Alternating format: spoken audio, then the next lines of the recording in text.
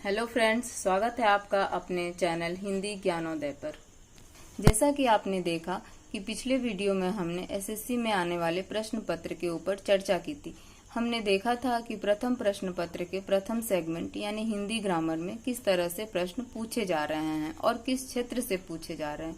तो ठीक उसी प्रकार आज हम देखेंगे प्रथम प्रश्न पत्र के इंग्लिश सेगमेंट में किस प्रकार से और किस क्षेत्र से प्रश्न पूछे जा रहे हैं, और इसके साथ ही हम द्वितीय प्रश्न पत्र के ऊपर भी चर्चा करेंगे और देखेंगे कि हमारी स्ट्रेटेजी किस प्रकार की होनी चाहिए। तो चलिए इसके साथ ही समय को ज्यादा ना लेते हुए हम अपने कंप्यूटर स्क्रीन पर चलते हैं। स्टाफ सिलेक्शन कमीशन के जूनियर हिंदी ट्रांसलेटर में इंग्लिश ग्रामर से किस प्रकार के प्रश्न और किस क्षेत्र से पूछे जाते हैं, इस पर चर्चा करने से पूर्व आइए हम इसके पैटर्न को देखते हैं। परीक्षा का पैटर्न देखें। प्रथम प्रश्न पत्र के लिए हिंदी ग्रामर में 100 प्रश्न 100 अंकों का होगा और अंग्रेजी ग्रामर के लिए भी 100 प्रश्न 100 अंकों का होगा। यानी आपको टोटल 200 अंक 200 प्रश्न के होंगे और 120 मिनट यानी 2 घंटे का समय दिया जाएगा। तो आइए अब हम विगत 4 वर्ष में जिस प्रकार के प्रश्न और जिस क्षेत्र से पूछे गए हैं उस पर चर्चा करते हैं। तो हम सबसे पहले देखते हैं कि 2016 में किस प्रकार से प्रश्न आए थे। सेंटेंस एरर से सबसे पहले हम देखें तो 10 प्रश्न पूछे गए थे। सेंटेंस एरर में एक सेंटेंस दिया रहेगा और 4 विकल्प दिए रहेंगे। उसी चारों में से आप किसी एक विकल्प पर क्लिक कर सकते हैं। चारों विकल्प में 3 विकल्प ए बी सी, यदि सेंटेंस में आपको किसी प्रकार का एरर लगता है तो वो एरर से संबंधित होंगे, और अगर किसी प्रकार का एरर आपको नहीं लग रहा है कि एरर है सेंटेंस में, तो फिर चौथा विकल्प में आपको नो एरर का ऑप्शन रहता है, आप उस पर टिक कर सकते हैं। उसके बाद देखें हम तो फिल इन द ब्लैंक्स में भी 5 क्वेश्चंस पूछे गए थे। Fill in the blanks articles और पोजीशन से संबंधित रहता है। सिनोनिम से भी 5 क्वेश्चन पूछे गए थे। एंटोनिम से भी 5, डायरेक्ट इनडायरेक्ट स्पीच से 10 क्वेश्चन यानी नरेशन से 10 क्वेश्चन पूछे गए थे। अनसीन पैरा से भी 15 क्वेश्चन पूछे गए थे। और मैं बता दूं कि अनसीन पैराग्राफ 3 रहेंगे। पहले पैराग्राफ से 5 सवाल, फिर दूसरे पैराग्राफ से 5 सवाल, इसी प्रकार तीसरे पैराग्राफ में भी रहेगा। यानी जो भी पैराग्राफ दिया रहेगा उसी पर आधारित प्रश्न पूछे जाएंगे। उसके बाद इडियम्स एंड फ्रेज में देखें तो 5 सवाल आए थे। सेंटेंस अरेंजमेंट में भी 10 सवाल आए थे। इसमें कुल टोटल 6 सेंटेंस होगा। फर्स्ट और लास्ट वाला सेम रहेगा, उसके सीक्वेंस को चेंज नहीं करना है। सिर्फ 4 जो बीच में दिया रहेगा 2 3 4 ऑप्शन में, उसको आपको sequence wise second, third, fourth, fifth कौन सा आएगा उस तरह से आपको अरेंज करना है। उसके बाद हम आते हैं वॉइस पे। तो वॉइस से भी 10 क्वेश्चंस आए थे। तो इसमें आपको एक्टिव वॉइस और पैसिव वॉइस दोनों ही पढ़ना है। सेंटेंस इम्प्रूवमेंट से 10 सवाल थे। पैसेज एक दिया जाएगा जिसमें आपको 15 फिल इन द ब्लैंक्स रहेगा। 4 ऑप्शंस दिए रहेंगे, उसमें से आपको क्लिक करना है कि कौन सा सही है। इसके बाद हम चलते हैं 2017 का। 2017 में भी हम देखें तो कुछ खास परिवर्तन नहीं किया गया है, बस सब लगभग सेम ही है।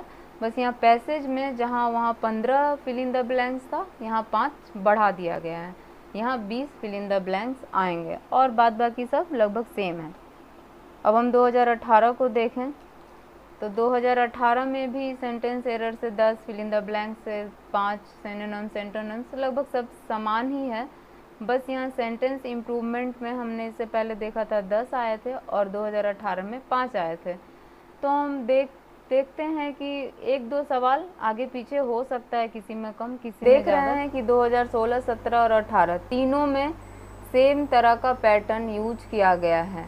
अब हम चलते हैं 2019 के पैटर्न पर। 2019 में देखें तो लगभग सेम ही है। सेंटेंस एरर से 10, फिल इन द ब्लैंक से 5, यहाँ भी इडियम्स और फ्रेज से 5 क्वेश्चन, वॉइस से 10। सिर्फ यहाँ पे देखें तो एक ऐड किया गया है एप्रोप्रिएट मीनिंग 2 मार्क्स का, तो ये बढ़ भी सकता है घट भी सकता है। इसमें आपको एक सेंटेंस दिया रहेगा, उसमें एक वर्ड अंडरलाइन किया रहेगा और 4 ऑप्शंस दिए रहेंगे। उस वर्ड के बदले में कौन सा सही शब्द आप वहाँ उन चारों ऑप्शन से हो सकता है आपको अपने उत्तर पुस्तिका पर दर्ज करना है। तो यहाँ देखिए सेंटेंस इम्प्रूवमेंट से जैसा कि हमने 2018 में देखा था कि 5 क्वेश्चन थे, 2017 में भी ऐसा ही था, 2016 में भी ऐसा ही था। तो लेकिन 2019 में 3 कर दिया गया, यानी 2 क्वेश्चन को कम कर दिया गया। तो इसके लिए ज़्यादा चिंता की आवश्यकता नहीं है, 1-2 क्वेश्चन बढ़ और घट सकते हैं।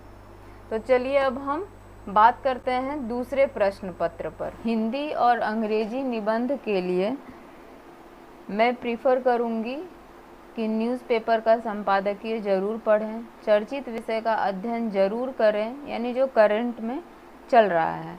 हिंदी में आपको जनसत्ता आपके लिए अच्छी न्यूज़पेपर होगी और अंग्रेजी में द हिंदू एक अच्छा विकल्प है। क्योंकि कुछ स्टूडेंट को इसमें दिक्कत आती है कि हिंदू का थोड़ा शब्द जो है कठिन रहता है, तो आप शुरू करेंगे तो हो सकता है शुरू में लगे, लेकिन फिर धीरे धीरे वो ठीक हो जाएंगे। और यदि आप द हिंदू ना पढ़ना चाहें तो या इसके जगह आप इंडियन एक्सप्रेस और द टेलीग्राफ भी पढ़ सकते हैं।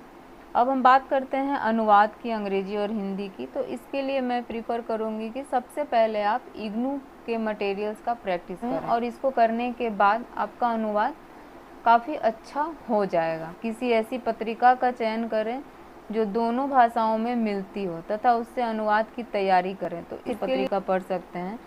तो मैं प्रीफर करूँगी कि योजना और कुरुक्षेत्र, क्योंकि ये दोनों ही गवर्नमेंट ऑफ इंडिया का प्रमाणिक पत्रिकाएं हैं और इसका दाम भी कुछ ज़्यादा नहीं है।